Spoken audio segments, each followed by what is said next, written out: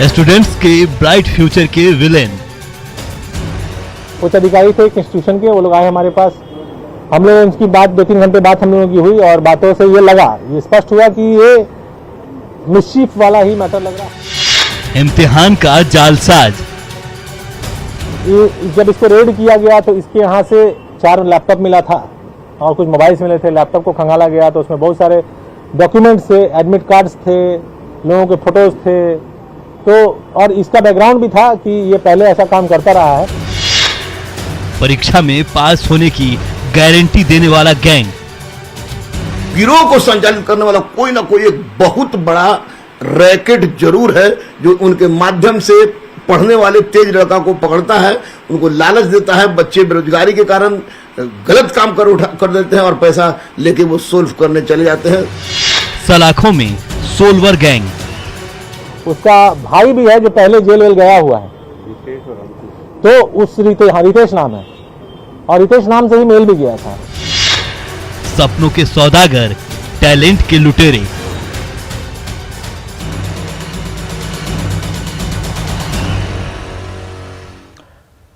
तो अच्छे संस्थान में एडमिशन और सरकारी नौकरी हर छात्र का सपना होता है। छात्र छात्राओं के सामने प्रतियोगी परीक्षाओं की चुनौती होती है और इसके लिए बहुत अधिक पढ़ना पड़ता है। लेकिन आजकल छात्रों के सामने सॉल्वर गैंग की भी चुनौती है, जो छात्रों के ब्राइट फ्यूचर के विलेन बन गए हैं।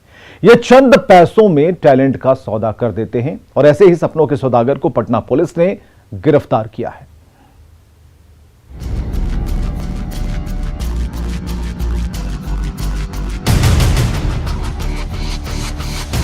पटना पुलिस की गिरफ्त में यह है सोलवर गैंग,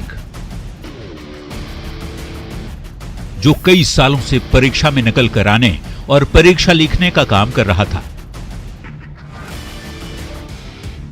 इस काम के लिए यह अभ्यर्थी से मोटी रकम चार्ज करता था, जिसके बाद यह पास होने की गारंटी देता था।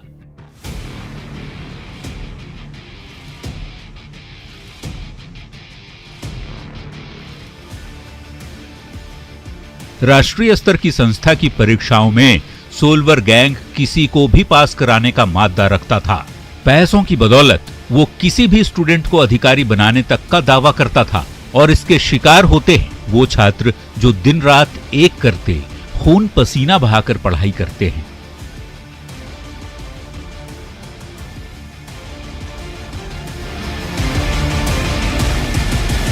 सोलवर गैंग सीधे सीधे टैलेंट की चोरी करता है और वो चाहे तो किसी का भविष्य बना दे और किसी का फ्यूचर खराब भी कर दे।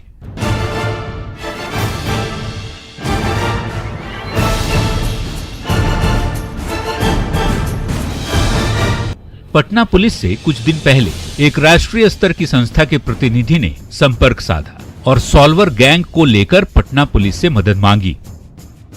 वो वाला मैं बैकग्राउंड आपको बताता हूँ। जो घटना हुई थी उसमें मैं एजेंसी का नाम नहीं लूंगा, उस एजेंसी को एक मेल गया था पटना से और एक पर्टिकुलर एग्जाम के बारे में वो मेल गया कि उसका एक एग्जाम संभावित है, उसका पेपर इस बंधु के पास है और ये लीक कर रहा है।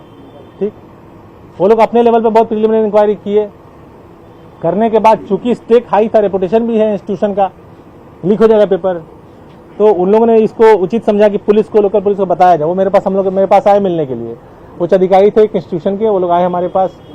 हम लोग उनकी बात 2-3 घंटे बाद हम लोगों की हुई और बातों से ये स्पष्ट हुआ कि ये मिस्चीफ वाला ही मैटर लग रहा है। हाँ, ये जिनकी तो इशारा कर रहा है उसका इतिहास हम लोग के पास था, लेकिन जिस तरह की कम्युनिकेशन थी उससे ये स्पष्ट हो रहा था कि लीक तो पेपर नहीं हुआ है। इस सूचना के बाद पटना पुलिस ने तुरंत एक्शन लिया, कई जगहों पर रेड मारी और सोलवर गैंग के एक गुर्गे रितेश को गिरफ्तार कर लिया।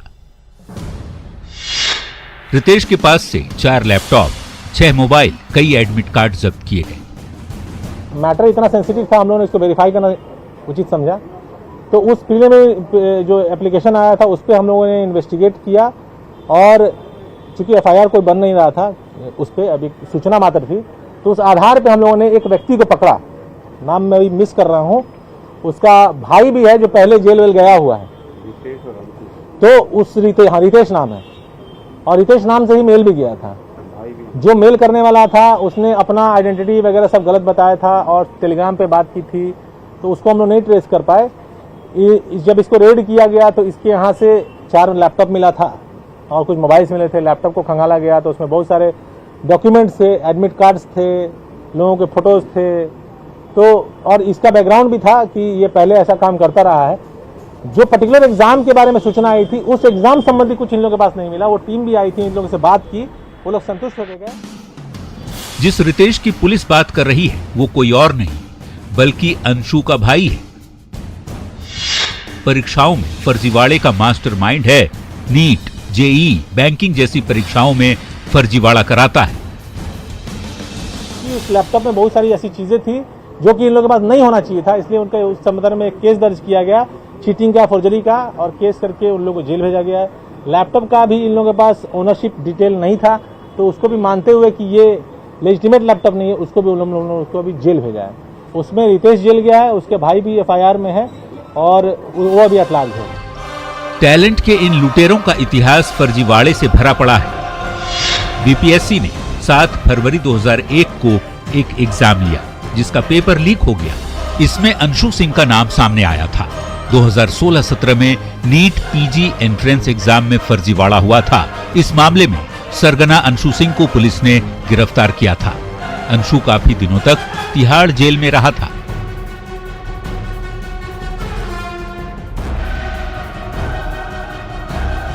फर्जीवाड़े का मास्टरमाइंड अंशु सिंह को कई राज्यों की पुलिस तलाश रही है। अंशु का एक बड़ा रैकेट प्रतियोगी परीक्षा से लेकर एडमिशन तक में शामिल रहता है और मोटी रकम ऐंठ लेता है। इसको बोलेंगे क्रिएटिव क्राइम है, कन्वेंशनल क्राइम से अलग है।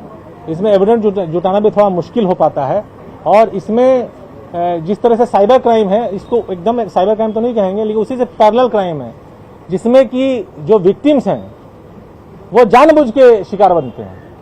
उनको पता है, जैसे हम लोगों ने पिछले साल एक घटना डिटेक्ट किया था, उसमें एडमिशन करवाने के नाम पे लोगों को ठगता था। इसी ग्रुप का कुछ लोग था जिसमें हम लोगों ने बुद्धा कॉलोनी में केस करके जेल भेजा था। उसमें 5 लोग पकड़ाए थे। सोलवर गैंग न सिर्फ एग्जाम के नाम पर रैकेट चलाते हैं बल्कि रैंकिंग आने के बाद एडमिशन और पोस्टिंग तक के नाम पर ये छात्रों को लूट लेते हैं।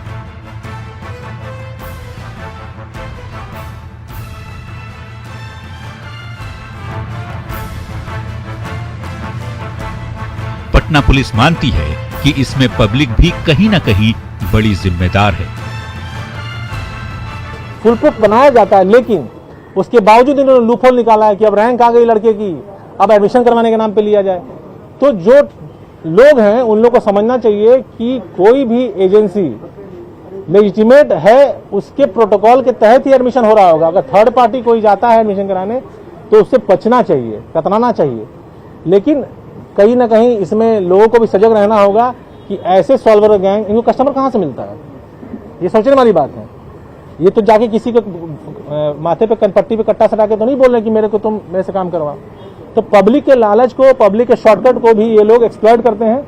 तो इसमें इसका इन्वेस्टिगेशन जटिल है, लेकिन ऐसे घटनाओं का उद्भेदन जब आप लोग के माध्यम से एट लार्ज पब्लिक को पता चलता है और इस तरह की चीजें बाहर उभर के आती हैं, तो इससे हम लोग की अपेक्षा एज ए पुलिस ये जरूर है कि पब्लिक एट लार्ज को अलर्ट रहना चाहिए कि हम लोग इन लोगों के अननेसेसरी बेट ना बने, अननेसेसरी शिकार ना बने, लेजिटिमेट तरीके से ही जाएं। तो उससे इन लोगों को हराने में कारगर साबित हम लोग हो पाएंगे। अदरवाइज इसमें मुनाफा बहुत है, एफर्ट बहुत कम है। तो इकोनॉमिकल एंगल से बहुत लाभप्रद अपराध है, इसलिए ये लोग इसमें से छूटने के बाद भी बार बार इसमें संलिप्त रहते हैं। यूपी के मुरादाबाद में माध्यमिक शिक्षा सेवा चयन बोर्ड की सहायक शिक्षक भर्ती की परीक्षा में सॉल्वर गैंग के 7 सदस्यों को गिरफ्तार किया गया।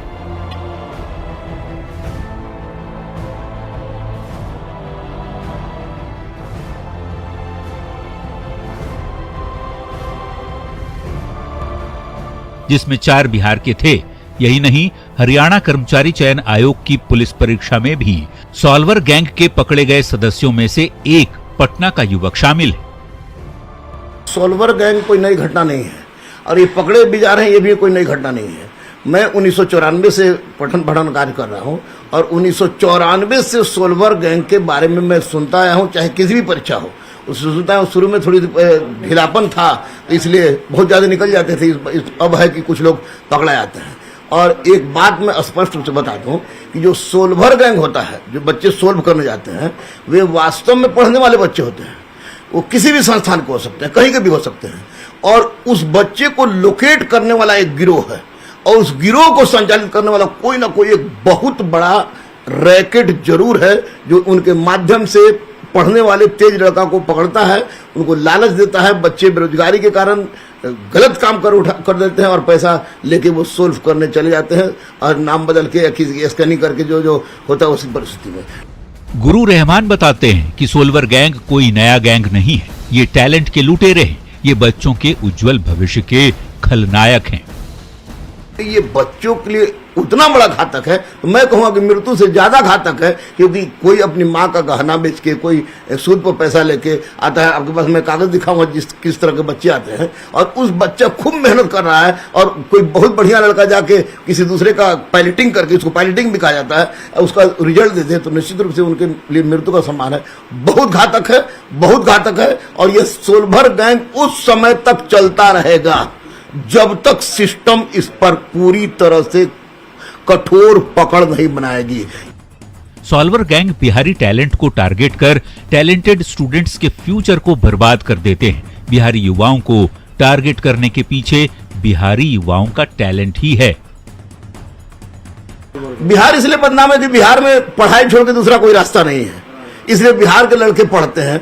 बिहार के लड़कों की मैथ अच्छी होती है, रीजनिंग अच्छी होती है, तो यहाँ लोग सोचता है कि यहाँ पर पढ़ दे, यहाँ के लड़के चले जाते हैं, दूसरा कोई रास्ता है नहीं। यूपी हो, हरियाणा हो, पंजाब हो, तमाम जगह लोग जो पकड़े जा रहे हैं वो बिहार के लड़के हैं। बिहार के भी रहते हैं, यूपी, हरियाणा, पूरे हिंदुस्तान का रैकेट जो भी होगा, उसका निश्चित रूप से एक बड़ा सा मछली जरूर होगा जो सबको संचालित करता है। बिहार के लड़के में निश्चित रूप से आपको ज्ञान रहता है, मेहनत करते हैं, लेकिन ये सोल्वर बनने का जो काम करते हैं ये बहुत गलत करते हैं।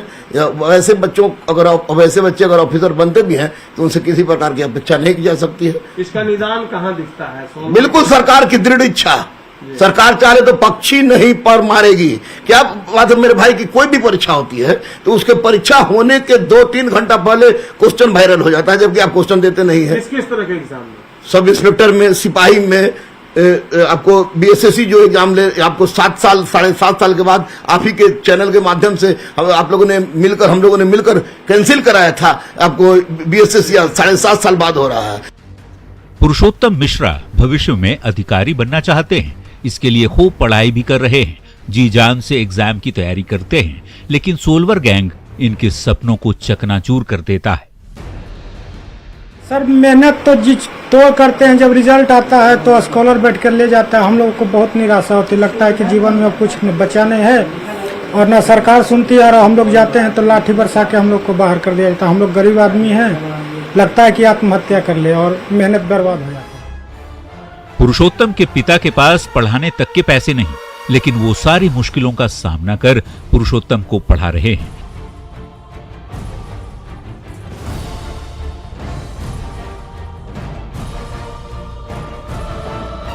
ताकि वो अधिकारी बन सके, लेकिन कोई सोल्वर गैंग को 20 से 25 लाख रुपए देकर नौकरी ही खरीद लेता है। बहुत बड़ा बाधक है सर। हम लोग रात दिन में करके मेहनत करते हैं, गार्जियन भी पैसा जैसे तैसे जुटाते हैं। मेरे पिताजी रोड पर चूहा मारने की दवा बेचते हैं, जैसे तैसे करके 3000 रुपया देते हैं, 2000 रुपया मकान मालिक के चल जाता है, 1000 में हम लोग गुजारा करते हैं और रात दिन करके मेहनत करते हैं। लेकिन जब रिजल्ट आता है तो देखते हैं कि स्कॉलर को हायर कौन कर लेता है? इस तरह के स्टूडेंट जो है, जो इकोनॉमिकली स्ट्रांग होते हैं, फाइनेंशियली बहुत बड़े बड़े लोग होते हैं सर, जो उनके पास आर्थिक रूप से मजबूत होते हैं, कहीं कहीं से पैसा ला के जुगाड़ करके 20-25 लाख में अपना नौकरी खरीद लेता है सर। हम लोग आपकी प्रतिभा मारी जाती है सर, और हम लोग निराशा के सिवा कुछ हाथ नहीं लगता है। सौरभ कुमार दारोगा बनने की तैयारी कर रहे हैं। ऐसे स्टूडेंट्स के सामने परीक्षा के साथ साथ सोल्वर गैंग की भी चुनौती रहती है। बहुत नुकसान देगा। हम लोग जैसे बहुत लोग गरीब लोग जो पढ़ते हैं, मेहनत करके पटना में आते हैं पढ़ाई के लिए, तो वो लोग के लिए बहुत नुकसान होता है।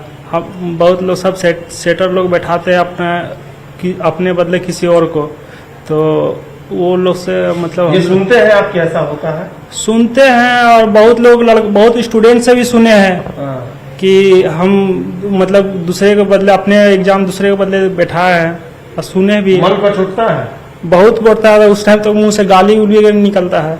लगता है कि ऐसा नहीं होना चाहिए। ऐसा तो बिल्कुल नहीं होना चाहिए। क्या नाम है आपका?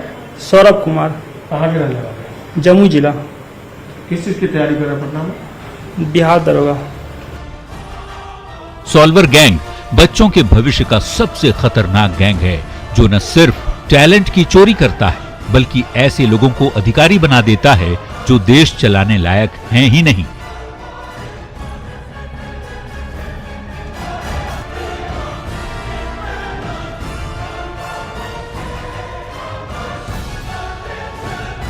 ये महज बच्चों के भविष्य से जुड़ा मुद्दा नहीं बल्कि देश के भविष्य की बात है।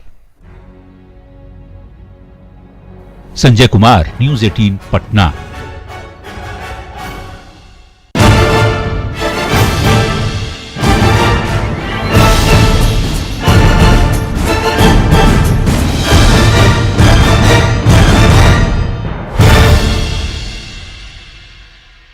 खबरें लगातार जारी हैं, बने रहिए हमारे साथ।